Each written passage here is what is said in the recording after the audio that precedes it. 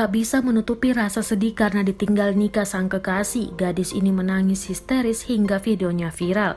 Cerita cinta yang berujung pilu itu diunggah di akun TikTok bernama @destiamarza pada Selasa 8 September 2020. Video merekam seorang gadis menangis terseduh di pelukan seorang teman, sementara teman yang ada di sebelahnya berusaha untuk menenangkan gadis tersebut.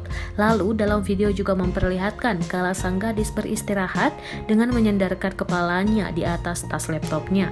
Kendati sudah tak menangis terseduh-seduh, namun ia beristirahat dengan berlinang air mata.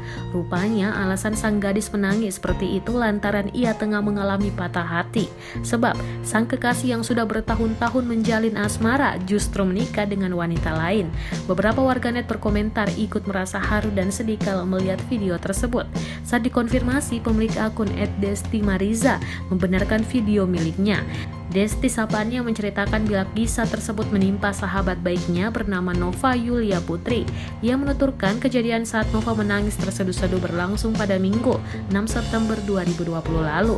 Itu kisah nyata, tapi yang di video itu sahabat saya bukan saya, ujar Desti kepada Tribun News. Kala itu, Nova menangis di kampusnya yang berada di Palembang, Sumatera Selatan.